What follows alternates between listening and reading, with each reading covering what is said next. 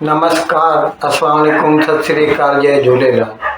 मैं हूं जी प्रेम मटलानी और आप देख रहे हैं हालत हाज़रा का प्रोग्राम। हकीकत ये है, इब्तदा में आपसे दरख्वास्त है चैनल ज़रूर सब्सक्राइब करें। दोस्तों, आज सुबह इसराइल और बाकी दुनिया अचानक हैरान हो गई जब गज़ा पट्टी, जो कि इसराइल के वेस्ट में है, समंदर किनारे, वहाँ से अचानक रॉकेटों और मिसाइलों की बारिश होने लगी। और बाद में फिर हमास, जो कि वहाँ पर हुकूमत करता है और हमास वालों को वैसे दहशतगर्द माना गया है, दे आर डिक्लेयर्ड टेररिस्ट, तो उनकी तरफ से उनका जो कमांडर इन चीफ कह दीजिए, जो भी उनके फौजों का चीफ था, उसने ये ऐलान कर दिया कि हमने ऑपरेशन अल अक्सा फ्लड जो है लॉन्च किया है। और वो खुद कह रहे थे कि 7-8 हज़ार हमने रॉकेट या मिसाइल इसराइल के ऊपर दागे हैं, और उसके साथ साथ ज़मीनी तौर पर भी हमला कर दिया है। और क्योंकि दोनों के बीच में जो सरहद है वो पोरस है, तो कई गज़ा पट्टी के रहने वाले जो हमास के लड़ाकू हैं वो अंदर दाखिल हो गए और सिविलियन के ऊपर उन्होंने अटैक्स शुरू कर दिए। अच्छा, अभी जब हम कहते हैं 7-8 हज़ार के करीब उनके ऊपर रॉकेट या मिसाइल दागे गए हैं, अच्छा, तो इसके लिए हमने आपको एक प्रोग्राम भी किया था बहुत पहले, आयरन डोम का। वो इसराइल ने बनाया है एंटी रॉकेट जो है आयरन डोम, जो कि पहले से उसका जो रडार है वो ये भांप लेता है कि कहाँ से कोई प्रोजेक्टाइल यानी मिसाइल हो, रॉकेट हो, वो आ रहा है, और उसको ख़त्म करने के लिए वो अपनी तरफ से एक अलग से मिसाइल भेजता है जो कि उसे हवा में ही तबाह कर देता है। लेकिन ये जो आयरन डोम है ना, ये भी 100% कामयाब नहीं है। तो अगर हम ये सोचें कि 1.5-2% भी अगर वो नाकाम रहे और 7-8 हज़ार जो है उनके ऊपर रॉकेट या मिसाइल दागे गए, तो हम आसानी से कह सकते हैं कि तकरीबन 150-200, और एक एक रॉकेट जो है एक पूरे इलाके को बर्बाद कर सकता है। और अभी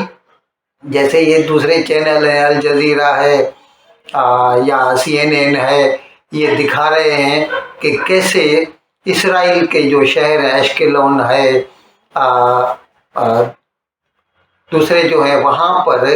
जगहों पर आग लगी हुई है और वो आग बुझाने की कोशिश कर रहे हैं। अच्छा, फिर इसके जवाब में फिर इसराइल ने जो है अपना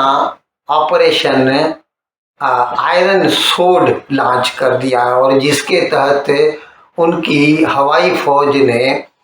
गज़ा के ऊपर हवाई हमले शुरू कर दिए हैं। अब हमास वालों का कहना है कि हमारे हमलों से तकरीबन 100 इसराइली फौत हो चुके हैं और 1000 के करीब ज़ख्मी हुए हैं, जबकि इसराइल वालों का कहना है कि उनके हमलों से तकरीबन 22 लोग हलाक हो चुके हैं हमास के गज़ा पट्टी में।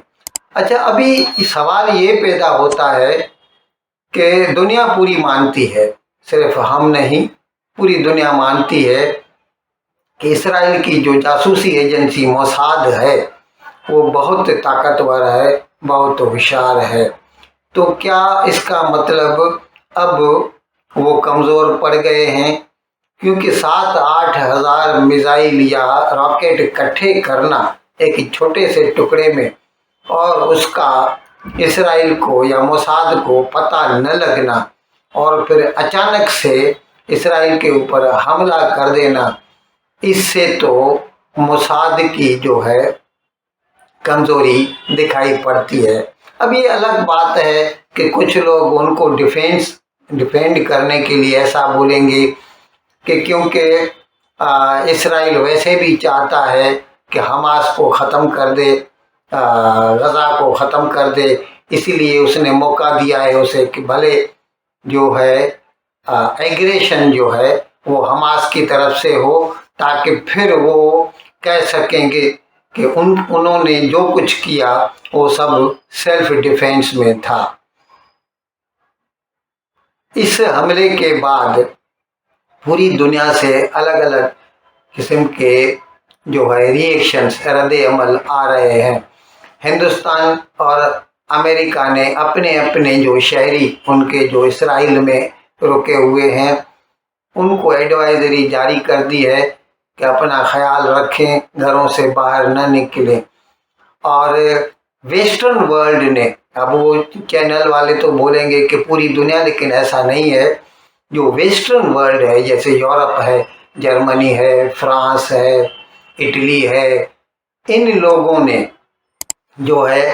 حماس کے ان حملوں کی مذمت کی ہے سخت ترین الفاظ میں، اور یہ کہا ہے کہ اب اگر اسرائیل سیلف ڈیفینس میں کچھ بھی کرتا ہے تو اس کو اس کا حق پہنچتا ہے۔ اچھا، مزے کی بات یہ ہے کہ خود فلسطینی دو حصوں میں بٹے ہوئے ہیں، کچھ جو ہیں وہ حماس کے مطلب حکومت میں غزہ پٹی میں رہتے ہیں، جن کا جو طریقہ ہوتا ہے وہ وائلنٹ ہوتا ہے آزادی حاصل کرنے کا، اور دوسرے جو ہیں ویسٹ بینک میں رہتے ہیں، جس کے اوپر الفتح کی حکمرانی تھی، اور آج کل اس کی طرف سے صدر محمود عباس جو ہے وہاں پر حکومت کرتے ہیں۔ اس نے بھی پریس کانفرنس کی اور اس نے یہ کہا کہ غزہ کو یا حماس کو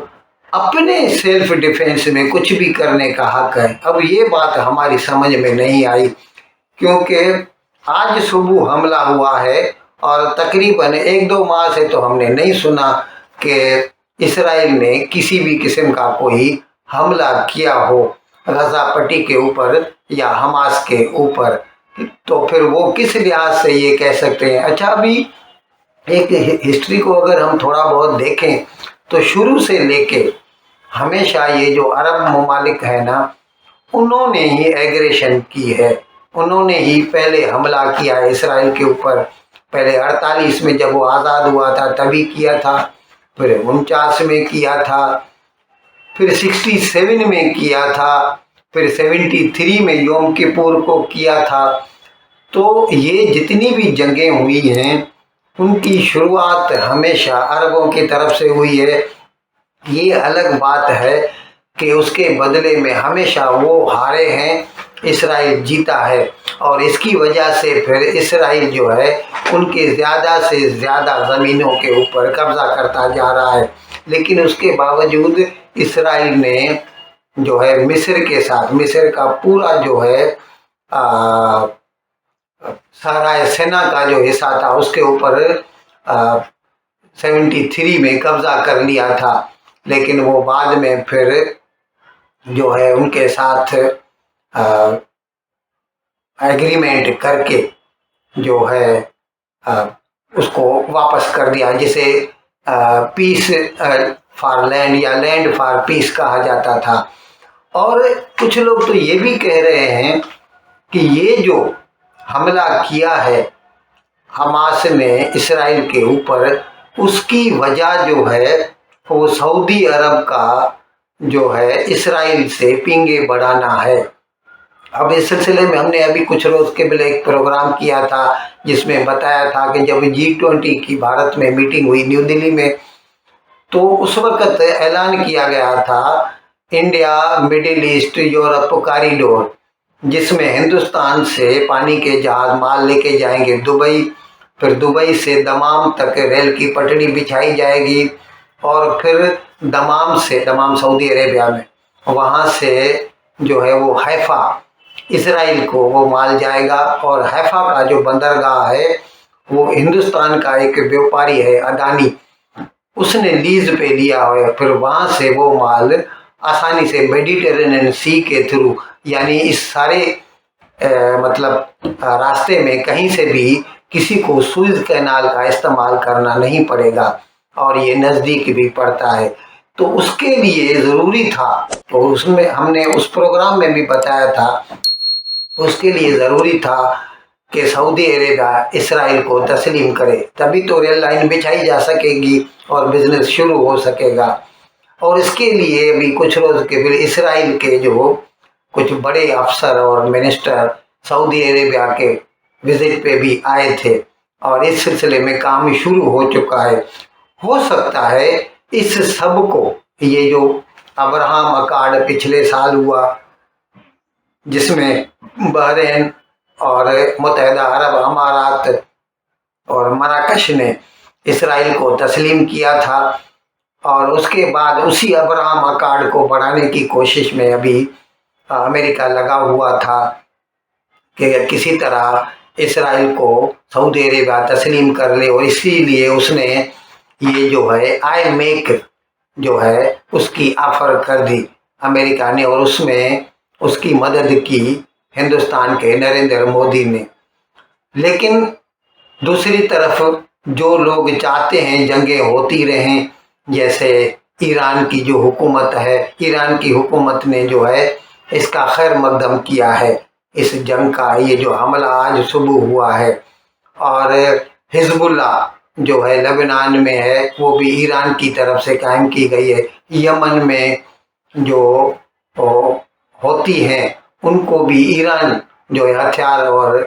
ٹریننگ سپلائی کرتا رہتا ہے۔ یہ سب لوگ جو ہیں چاہتے ہیں کہ یہ جنگ چلتی رہے،